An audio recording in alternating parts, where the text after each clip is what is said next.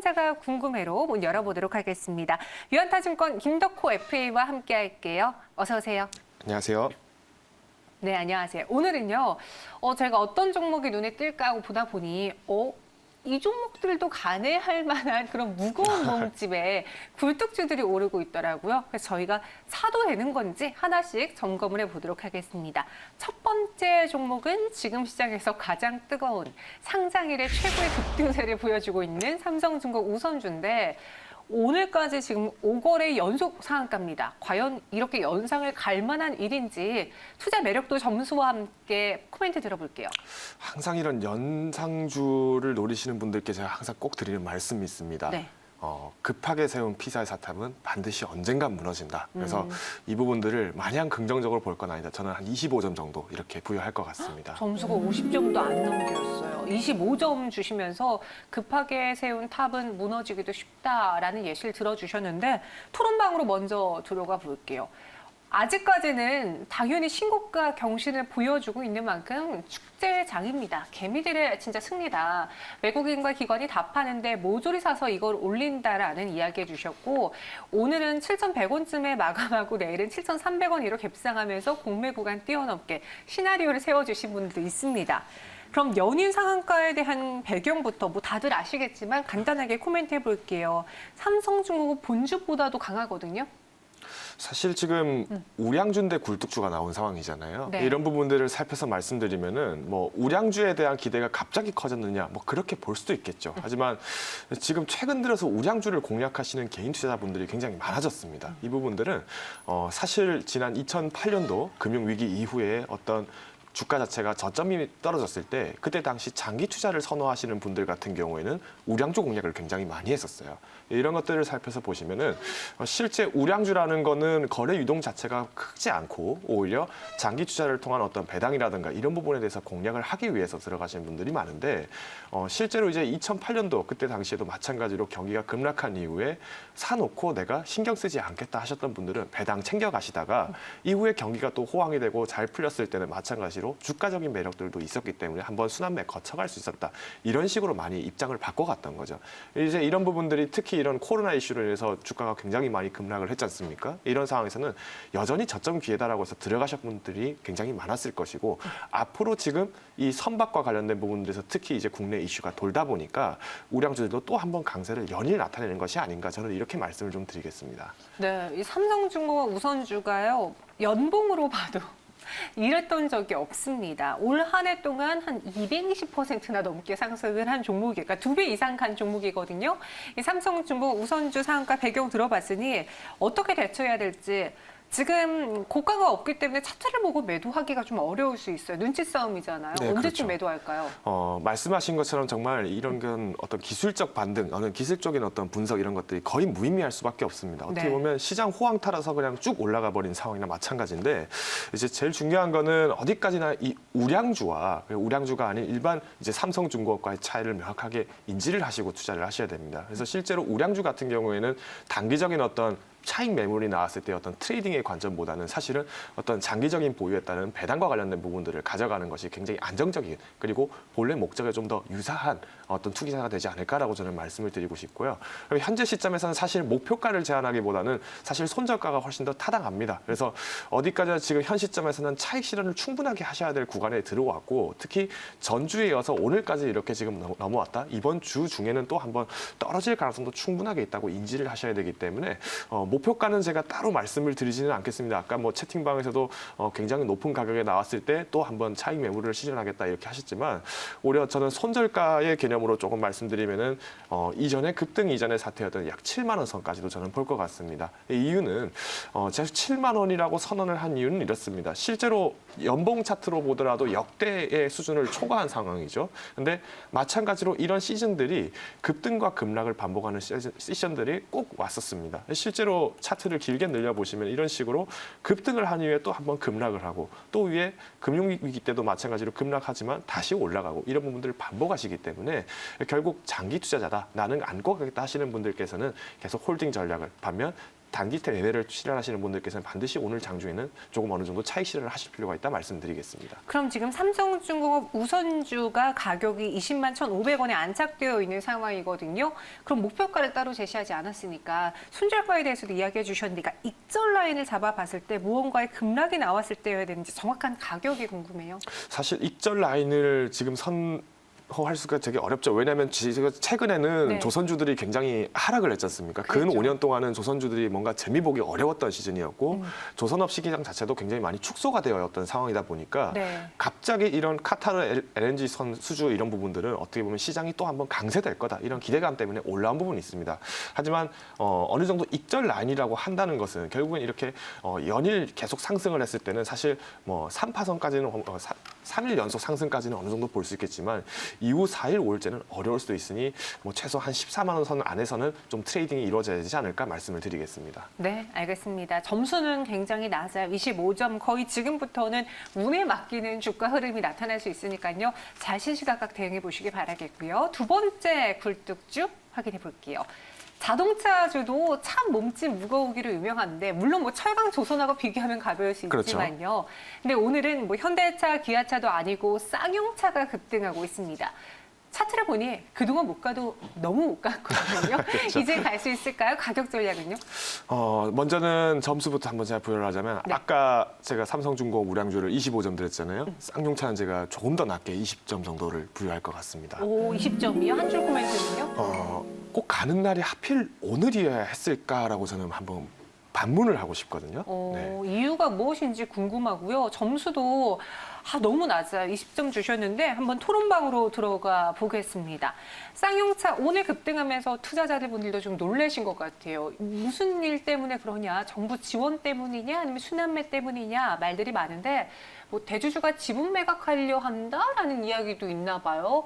뭐 급등을 하니까 온갖 근거가 나오고 있겠죠. 정부 지원 때문에 올라가는 건가? 뭐 여러 가지 이유들이 있는데, 오늘 쌍용차의 상승 이유 김덕호 FA는 단기 순환매라고 봤어요. 정부 지원 때문이라 봤어요. 아니면 판매량이 그래도 자동차 판매량이 나아질 것으로 봤기 때문으로 판단하셨나요? 저는 세 가지가 모두 이루어진 것은 맞다라고 봅니다. 솔직히 말씀드리면은 뭐 네. 어느 것이 꼭 뭐 더 우선이 됐냐라고 보기에는 조금 어려울 것 같고요. 네. 실제로 이제 이 세 가지가 모두 다 이루어졌는데 문제는 이 세 가지가 모두 삼박자가 맞아졌을 때 그만큼 더 캐파가 큰 시장이 있고 작은 시장이 있는데, 쌍용차 같은 경우는 지금 이게 왜 하필 오늘 꼭 이런 급등이 나타났을까를 본다면은 먼저 쌍용차 안에 상황들이 어떤지를 알고 나면은 좀 이해가 빠를 것 같습니다. 그래서 실제로 쌍용차 같은 경우에는 지난 5월까지만 하더라도 유일한 회사의 해결책은 정부 지원밖에 없다라고 강조를 할 정도로 심각한 어떤 뭐 사업 자체가 굉장히 축소가 되는 난이 일어날 수밖에 없었습니다. 그러다 보니까 뭔가 정부에서부터 뭔가 사업들이 아니면 지원 정책금이 많이 나와야 되는데 뭐 그 부분들이 생각보다 그렇게 많은 부분을 받쳐주지는 못했었고, 그나마 다행적으로 어딘가 뭐 사업적인 부분에서 어떤 컨센서스가 나왔다, 아니면 뭔가 컨센서스 대비해서 매출이 나왔다고 하지만 이 부분도 마찬가지로 군에서 레스턴을 납품을 하는 이런 규모에서는 어느 정도 수준이 있었다는 거죠. 다만 아쉬웠던 부분이 뭐냐면 지금 이런 상태에서 지금 쌍용차 같은 경우에는 유럽 시장을 공략하는 것도 사실은 뭐 전기차 시장을 공략하는 게 아니라 조금 빠져 있는 가솔린 차들을 조금 제한을 한다든지 이런 식으로 나와 있다 보니까 사실 현재 시점에서 쌍용차의 사업적인 면을 보고 들어갔다기보다는 어디까지나 단기 순환매적인 부분이 조금 더 강하지 않았을까, 저는 이렇게 말씀을 드리고 싶습니다. 네, 쌍용차 17.92% 급등세를 보여주고 있는데, 저는 개인적으로 그래요. 현대차의 경우에는 앞으로 뭐 전기차, 수소차에 대한 매력이 있고 기아차도 잘 팔리는 신차가 있는데, 쌍용차는 무언가 개별적인 모멘텀이 강할까? 이에 대한 의구심이 있더라고요. 어떻게 보세요? 살아남을 수 있을까요, 시장에서? 실제로 아까 이제 채팅방 내 의견도 그렇게 아주 매력적으로 긍정적으로 바라보지는 않았지 않습니까? 네. 실제로 인터넷 찾아보신 분들도 많겠지만 최근 뉴스 찾아보시면은 쌍용차 관련해서 나온 게 임영웅 씨, 트로트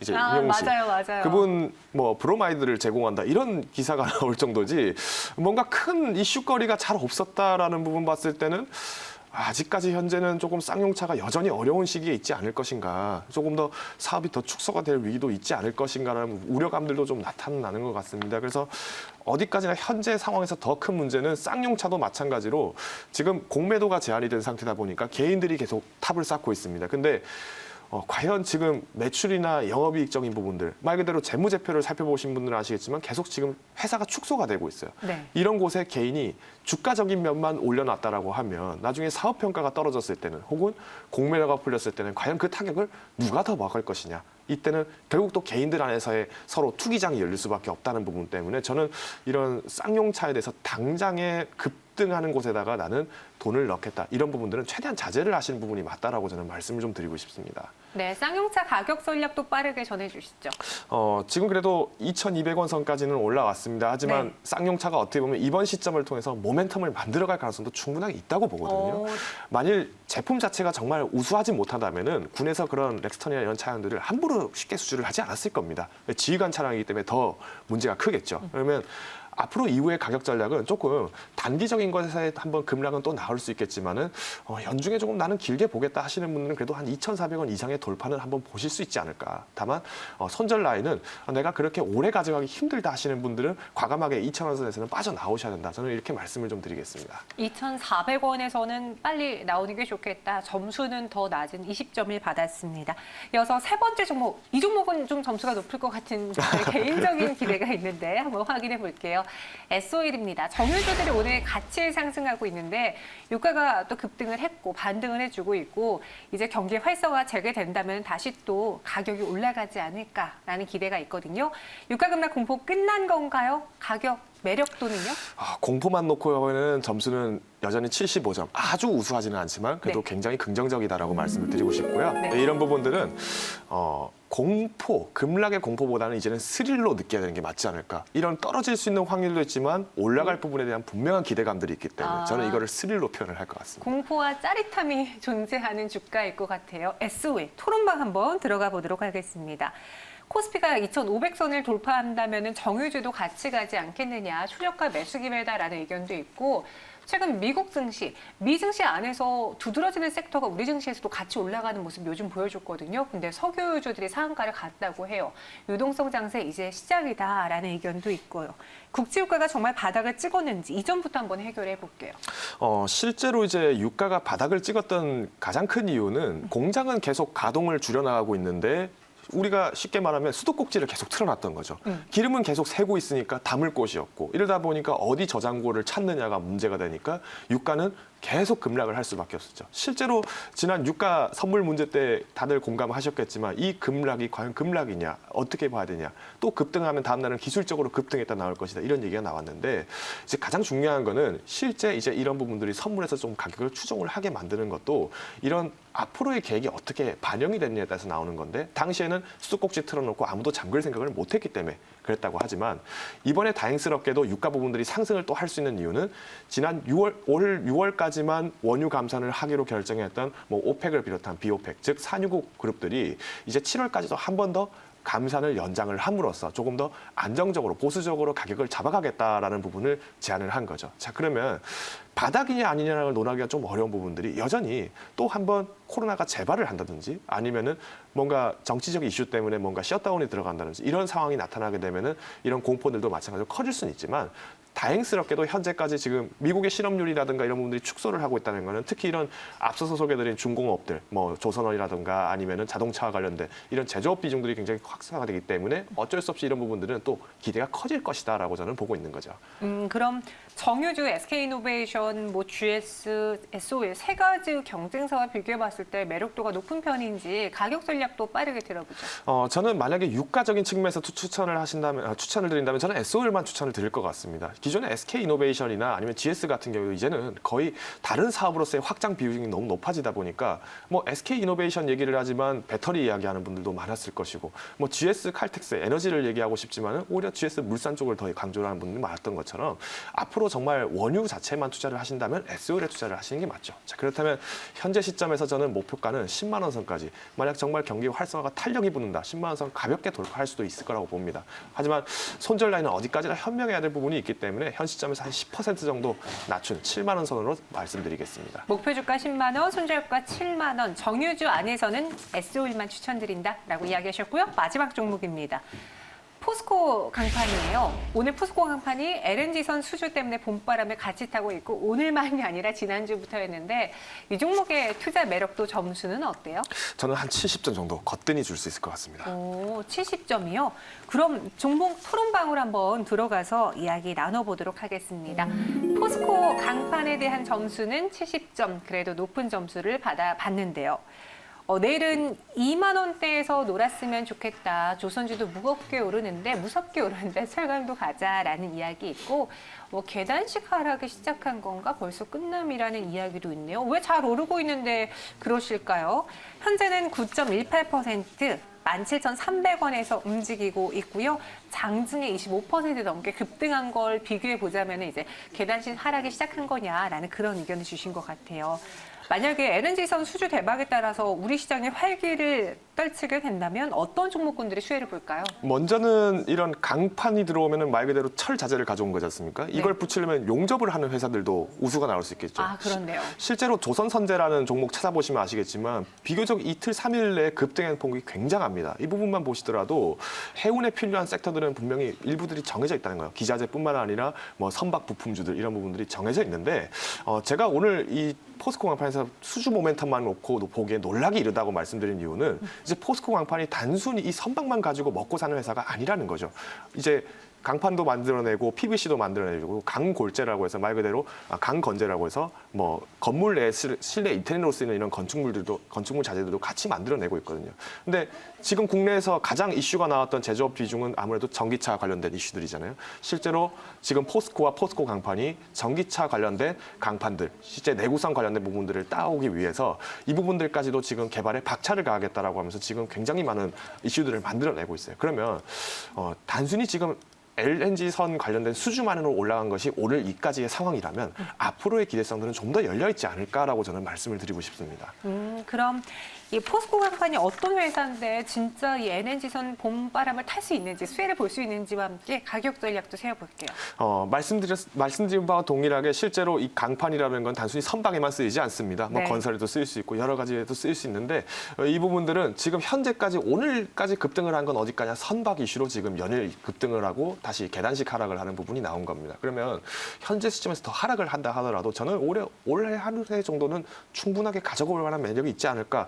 제조업이 살아나는 시점이라면 저는 목표가 2만 원 선은 가볍게 돌파를 한다고 봅니다. 오히려 손절가는 뭐 현재 시점에서 자신이 없으면 나오셔라. 저는 16,000원으로 굉장히 짧게 잡아보았습니다. 의외로 포스코 강판의 점수가 높았어요. 목표 주가 2만 원, 순저가 16,000원 제시해드렸고요. 잘 참고해 보시기 바랄게요. 김덕호 FA와 함께했습니다. 고맙습니다.